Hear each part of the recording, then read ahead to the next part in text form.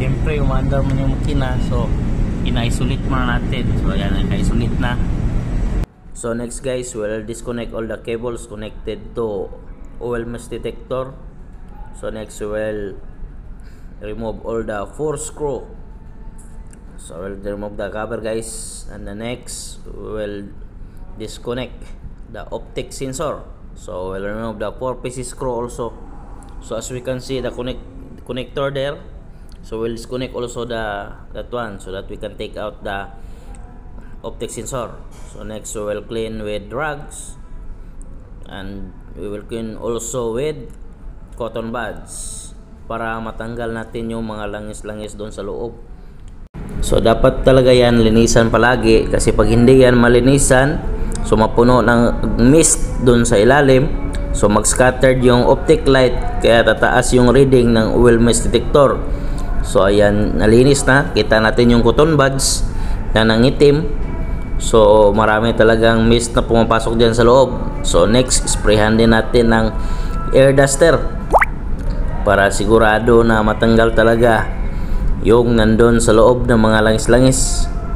So air duster lang ginagamit natin, kasi pag compressed air sobrang tigas yun. So next, linisan natin ang fan. So gamit natin ang cotton buds at air duster para matanggal talaga yung mga langis-langis dyan na nakadikit. So makita naman natin na sobrang liit yung fan. Dapat linisan natin ng dahan-dahan yan, baka mabasag kasi plastic lang yan. So gamitan natin ng cotton buds.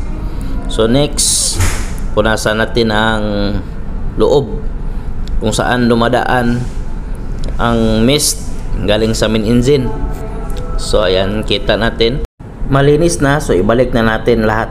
So ayan, balik na natin yung fan. May connection dyan sa ilalim, dapat makonect yan bago natin ibalik yung fan. Yan. Next guys, ikabit na natin yung optic sensor. Ipapatong natin dyan sa fan mismo. Yan.